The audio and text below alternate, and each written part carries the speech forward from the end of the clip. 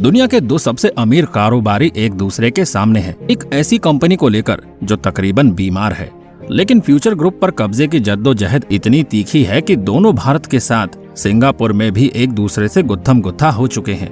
दोनों की लड़ाई इतनी बढ़ चुकी है कि देश के दो सबसे बेहतरीन बिजनेसमैन आमने सामने आ चुके हैं और अपने अपने बिजनेस को लेकर दोनों काफी सीरियस हैं, जिस वजह से अमेज़न के को फाउंडर और जियो रिटेल के मालिक मुकेश अंबानी एक दूसरे पर लगातार अटैक कर रहे हैं। तो चलिए जानते हैं कि आखिर दोनों के बीच की नफरत की दीवार कब और कैसे शुरू हुई और किस वजह से दोनों एक दूसरे से नाराज हैं, कि दोनों की लड़ाई अब हर किसी की जुबान पर आ चुकी है। 1995 में जेफ ने Amazon.com की शुरुआत की। तब ये स्टार्टअप का ऑफिस वॉशिंगटन में उनके घर का गैराज था।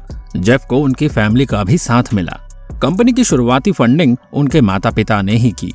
वो बताते हैं कि जब उन्होंने अपने पापा को अपने प्लान के बारे में बताया तो उन्होंने पूछा, इंटरनेट क्या होता है? जेफ का कहना है कि उनको मेरे आइडिया पर नहीं पर मुझ पर भरोसा था। कंपनी को पहले 2 हफ्तों में ही भविष्य नजर आ गया। महज 2 हफ्ते में कंपनी की कमाई $20,000 हर हफ्ते होने लगी। जेफ रेवेन्यू को कंपनी की ग्रोथ में लगाते रहे। 2 महीने में ही Amazon ने अमेरिका के 50 राज्यों में अपना बिजनेस शुरू कर दिया। Amazon का रेवेन्यू प्लान अलग ही था। कंपनी ने 4-5 साल प्रॉफिट का नहीं सोचा था। कंपनी के स्टॉक होल्डर्स इससे परेशान थे। 21वीं सदी के आते ही जब .com का गुब्बारा फूटा तो अधिकतर ऑनलाइन कंपनियां उससे बुरी तरह प्रभावित हुई, लेकिन Amazon उसके बाद और मजबूत हुआ। कंपनी का प्रॉफिट पहली बार 2001 में हुआ। अगर दुनिया के सबसे अमीर शख्स जेफ बेजोस की बात करें तो बेजोस अब तक 75 से भी ज्यादा कंपनियों में निवेश कर चुके हैं। पिछले 2 साल से अंबानी ने भी 25 छोटी बड़ी कंपनियों में निवेश किया है। महिंद्रा ग्रुप के प्रमुख आनंद महिंद्रा ने कहा था कि जब ई-कॉमर्स बिजनेस के लिए मुकेश अंबानी की रिलायंस का बड़ा रिटेल डिवीजन जियो के नेटवर्क से मिलेगा तो वो Amazon को भी कड़ी टक्कर देगा। रिलायंस के पास फिलहाल अपना एक पोर्टल है जिसके जरिए वो कपड़े व लाइफस्टाइल के उत्पाद बेचती है।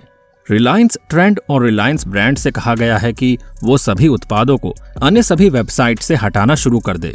नए वेंचर के जरिए रिलायंस 3 करोड़ व्यापारियों को अपने साथ जोड़ेगी। हालांकि ये ऑनलाइन ऑफलाइन वेंचर होगा जिसके जरिए लोग किसी भी तरह से उत्पाद खरीद सकेंगे। दरअसल रिलायंस इंडस्ट्रीज के चेयरमैन मुकेश अंबानी ने कहा है कि कंपनी दुनिया का सबसे बड़ा ऑनलाइन ऑफलाइन प्लेटफॉर्म तैयार कर रही है। इस संदर्भ में अंबानी ने कहा है कि हम हाइब्रिड ऑनलाइन टू ऑफलाइन नए कॉमर्स प्लेटफॉर्म क्रिएशन में अपनी ग्रोथ देखते हैं। रिलायंस लोगों की जिंदगी को आसान बनाने और लघु और मध्यम उद्योगों के लिए ईज ऑफ डूइंग बिजनेस के एक्सेस के लिए काम कर रहा है। 3 साल में बनेगा सिरमौर।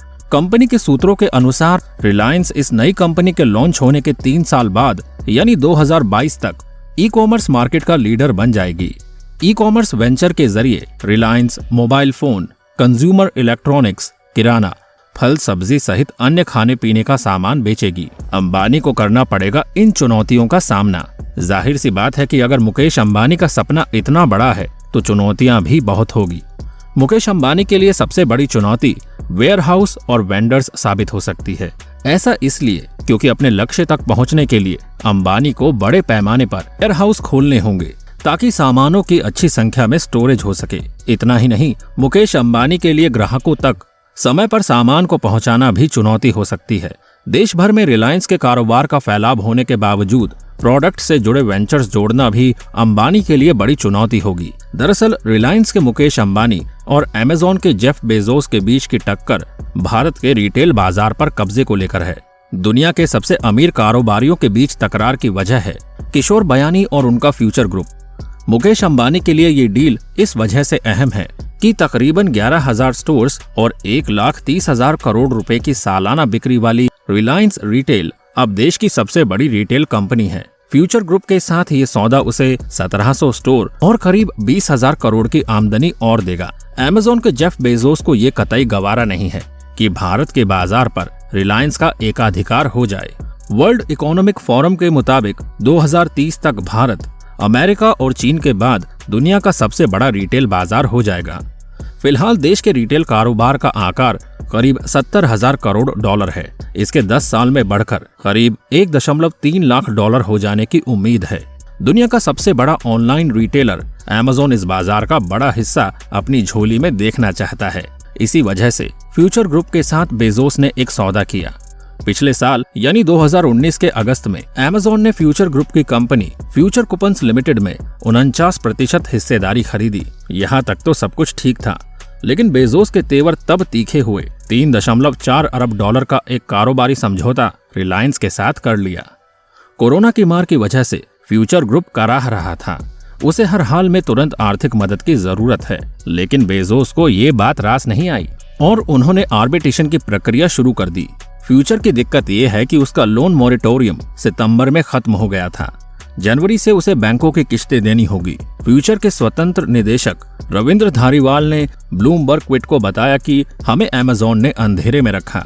एक गैर कानूनी प्रस्ताव मानने के लिए हमारी आंखों पर पट्टी बांध दी गई। हमें आखिर तक ये नहीं पता था कि फ्यूचर ग्रुप को अमेज़न चला रहा है। उधर कंपनी की छमाई रिपोर्ट बताती है कि निदेशकों की नींद यूं ही नहीं टूटी, बल्कि कंपनी की हालत ने उन्हें जगाया। भारत के ई कॉमर्स बाजार पर अब तक विदेशी कंपनियों का ही कब्जा रहा है, चाहे वो अमेज़न हो या फ्लिपकार्ट।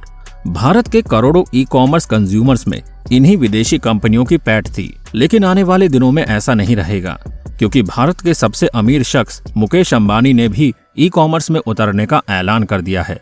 ऐसा होने पर अंबानी की सीधी टक्कर दुनिया के सबसे अमीर शख्स जेफ बेजोस से होगी, जो अमेज़न के फाउंडर हैं।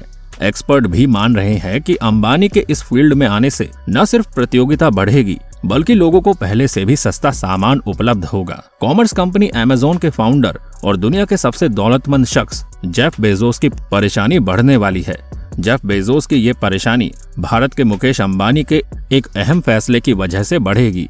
दरअसल रिलायंस इंडस्ट्री के चेयरमैन मुकेश अंबानी ने बीते दिनों गुजरात में एक बड़ा ऐलान किया है। जानकारों का कहना है कि इस ऐलान के बाद अमेज़न जैसी ई कॉमर्स कंपनियों की मुश्किलें बढ़ जाएगी और इसका फायदा ग्राहकों को मिलेगा।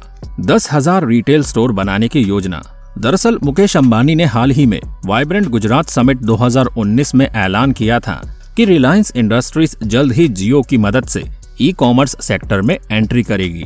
ऑनलाइन मार्केटिंग के लिए जियो मनी की मदद ली जाएगी। उम्मीद है कि ज्यादातर लेन देन जियो मनी के माध्यम से होंगे। इसका मतलब ये है कि इस वॉलेट से लेन देन बढ़ सकता है।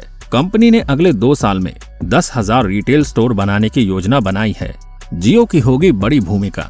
रिपोर्ट के मुताबिक ई कॉमर्स की दुनिया में मुकेश अंबानी का दूरसंचार कारोबार यानी रिलायंस जियो भी एक बड़ा गेम चेंजर साबित हो सकता है।